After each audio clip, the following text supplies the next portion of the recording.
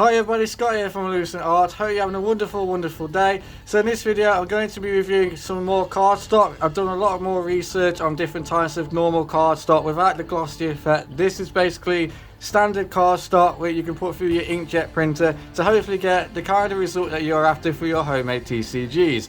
And with that said, I'm going to now show you the cardstock I'm going to review in this video to see which is the closest one to actually achieve the outcome and desired effect that we are after for our cards.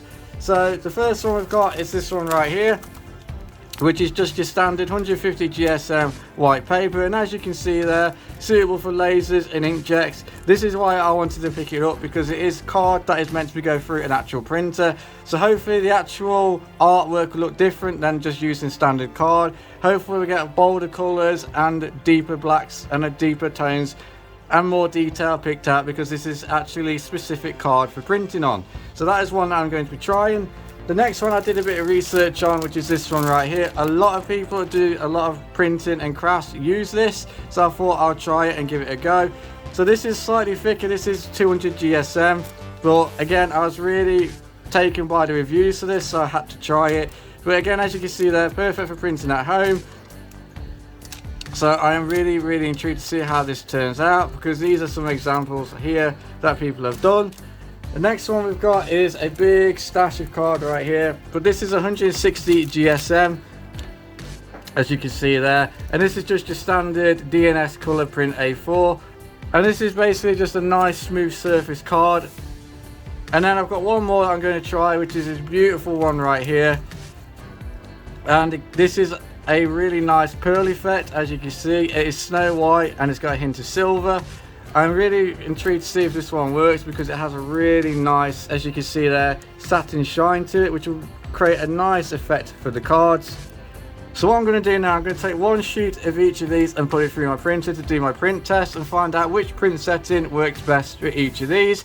If you don't know what I mean by that, do not worry. I have done a print method tutorial called test print, and I highly recommend you do a test print for your cards. If you missed that tutorial that I showed you my method, do not worry. I'll leave a link and a card right up there in that top corner. Just click on it and it'll take you to my tutorial. I do highly recommend you do a print test first using different print settings, because that's going to give you an idea of what setting takes the maximum effect of your cardstock. So without further ado, I'm just going to jump to my printer and actually print these off with the print settings that I've used from my tutorial, because this is just matte surface paper, but it's just a smooth version, and I'll be right back. And we're back at my computer, guys. I've got my cards ready to go. But to keep this a fair test, I'm going to be using one card for each of these card sheets, and then we're going to be comparing them. So this is why I'm going to be using one card. I'm going to choose the one that's got the most contrast in colour and the most detail, and the one that's got the most contrast between black and white as well. So for me, for this one, I'm going to be going with my Nightmare Obsidian Dragon. So I'm going to turn all the others off. Because I'm going to be testing 6 different print settings, I only need 6 of these cards. So I only need to duplicate this card 5 times by duplicating the layer. And don't worry about spacing between your cards. As long as you've got the cards on the sheet, that's all that matters for this, because it's only a print test. And then we're going to duplicate these 3.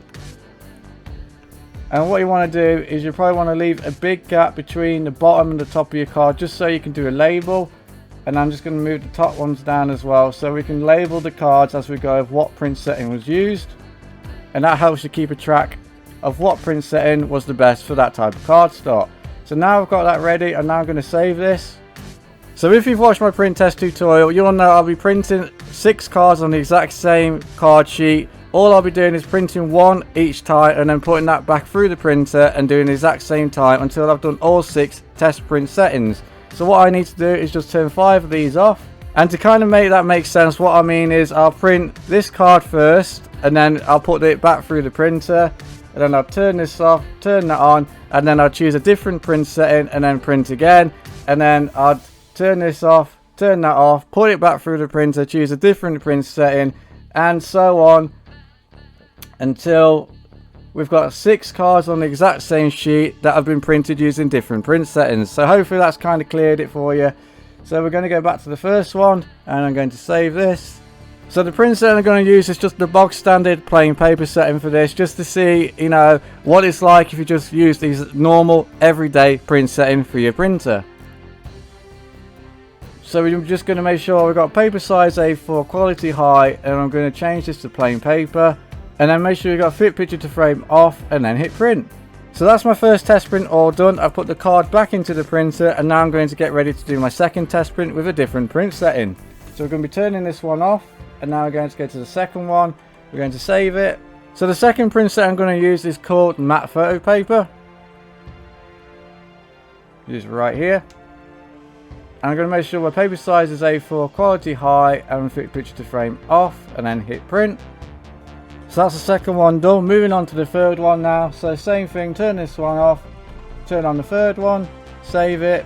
So for my third test print, I'm going to be using one that's got a weird kind of spelling to it, a weird name, and I do apologise if I pronounce this wrong, but it's called Inkjet Hagaki. I think that's how it's pronounced, H-A-J for George, A-K-I. I think that's how you spell it, and it's a really weird sounding name. But anyway, that's the third setting I'm going to be using.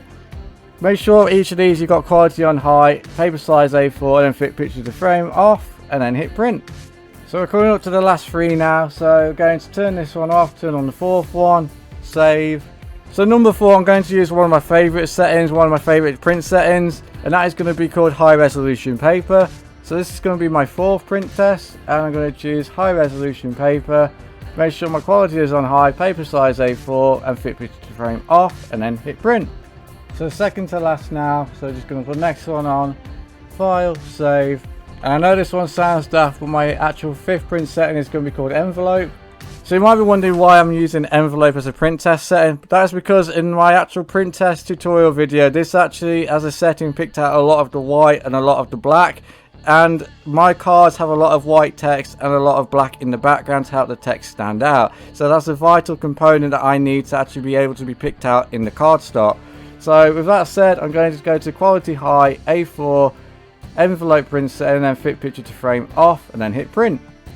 So out of all my print settings now, I am on my last one. So I'm just going to save this. And for my final print setting, that's going to be for this cardstock, I'm going to be using the standard Hagaki. I'm so sorry if I'm pronouncing that wrong. But again, quality high, paper size A4, and fit picture to frame off, and then print. And that is the last of my actual print setting list that I've known to do a good job. So we'll see out of those 6 which ones look the best for this cardstock. So what I'm going to do now, guys, to save some time in the video, I'm going to do the exact same method I just showed you, the 6 times on the exact same cardstock on the other 3 cardstock that I'm going to be testing. So I'll be back once I've done the exact same thing, the exact same test print, and the exact same 6 results on each of the cardstocks that I am reviewing today, and I'll be right back. So I've got all my card sheets printed off. I've done one of every type of cardstock for this video that I was reviewing. So the first one that we're going to look at is for the DNS colour print. And this was the results of testing that cardstock with the different types of test print settings. So we've got the plain paper setting, matte photo paper, inkjet, high resolution, envelope, and Hagaki. So if we just kind of zoom in there. So as I said in my print test video, you'll know which is the print setting for you because it will stand out, it will literally leap off the page to you. And the one that always leaps off the page to me is this one here, which is high resolution paper. But the recent one I have been using is the matte photo paper, and that one looks absolutely amazing. As you can see, the contrast between the blacks and the whites is perfect. You can see the detailing in the border. You can see all the intricate detail picked out. You can see all the writing perfectly. Nothing is blurred. And if I actually zoom back out and bring this to the camera for you guys. So as you can see, nothing is blurred, all the text is visible. It's just, as you can see with the detailing in my border, some of it is lost in some of the test prints and some of it isn't. But I think the winning test print for this is the matte photo paper, and that was for the 160 GSM DNS colour print. So that was for this one. The next sample we did was for this one right here, which was the Just Stationery 150 GSM white paper, and it was for lasers, inkjets, and copiers. So the result of that was these right here. Again, the exact same 6 print settings that I use for these. And if I zoom in for you guys, you can see which one actually stands out the most. And for me, for this one, it was a toss-up between envelope, high resolution paper, and matte photo paper. But again, the one that stands out really to me again is the matte photo paper. All the intricate detailing is right there and it's picked out beautifully. So if we zoom back out, so as you can see, the text, everything is nice and clear. The difference is with these two settings here, the colour is more vivid and vibrant, but sadly some of the detail is lost compared to the detail that you see here. So this is why I always recommend you guys do a test print. But again, the clear winner for me that has everything is this one, which again is the matte photo paper, and that was for the 150 GSM just stationary inkjet cardstock. So the next test was for this Essentials printable crafting card, and this was the 200 GSM lightweight printable crafting card, and the results I got from this were the exact same print settings as these. Now this one looks a heck of a lot better than the other two, and you can see each one of these, the contrast between the blacks and the whites is absolutely amazing. The colours of the greens and the blues look a lot better, but the white literally does stand out a lot more than the other two that you've seen. And if we zoom in, you can see that a little bit better. You can see that the details picked out more in the dragon, like the effects of the smoke and the scales. The colours are a lot more vivid as well, which is what I was after, especially again on that matte photo paper one there. But even the inkjet akaki, or however you want to pronounce it, you've picked up more of the black, more of the detail there, and the colour. The same with the standard akaki, is more vivid and vibrant, but the detailing is a little bit faded, especially on envelope as well. So I think the clear winner for all three at the moment is still number 2, which is the matte photo paper. So we just zoom back out for the last comparison. So the last test of this cardstock video was trying out the Centura Pearl Snow White Hint of Silver printable card. I was hoping this was going to win, and I'm hoping this was going to do a good job, but I'm going to show you what I actually got using the exact same settings. So this is sadly what happened when I used the exact same print settings. Even though it was a matte surface paper, they didn't come out perfect no matter which print setting I used. I was a bit disheartened because this would have been a really nice effect to have on your cards, but sadly that is the way it goes when it comes to printing cards and different cardstocks. So just put this off to the side and bring in the other three. So we're just going to compare the actual 3 cardstocks themselves. So with the other 3 cardstocks all together, you can see one of them is like a creamy white. And for me personally, I don't recommend a creamy white, especially if you're using cards, white writing, because your writing is going to be a creamy colour as well. And it's going to be kind of hard to read, especially if you've not got a dark contrasting background to help it stand out. So for me, that rules this out. For me, it's not one of the best ones to use. And that is the just stationary one. So the last 2 we've got left was the DNS Colour and the Essentials Printable Crafting Card. Now, if we take a quick look, even though they are different thicknesses, there's 40 GSM between them, they still feel pretty good. You can't really tell the difference in the thickness of that 40 GSM difference.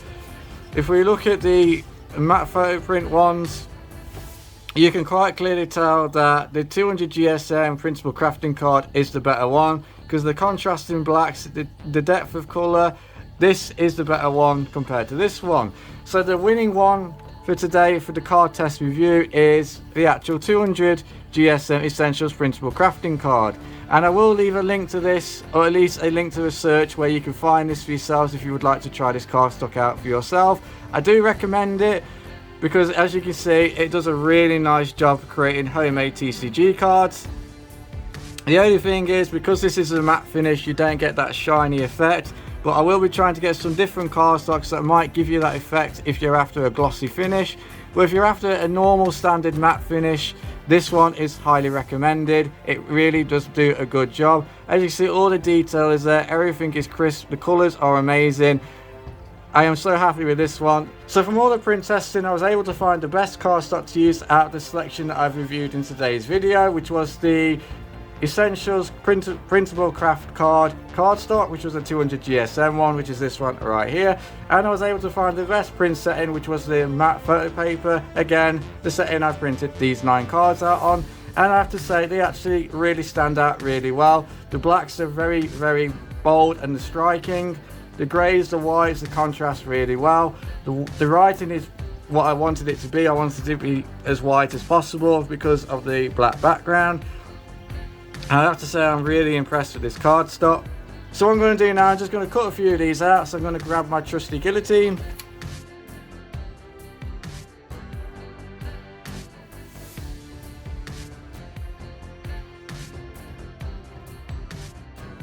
And the next thing I'm going to use is my 4mm corner roundener, which is this right here.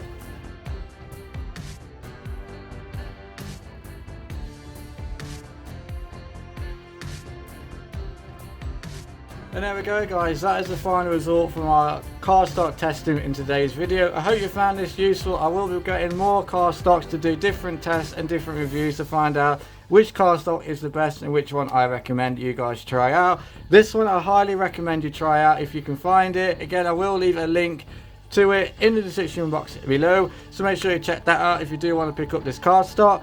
But with all that said and done guys, that is it for this video. I hope you've enjoyed it. Please let me know in the comment section below, especially if you found this useful. But until the next video guys, have fun making TCGs, have fun playing TCGs, and I'll catch you in the next one. Goodbye guys.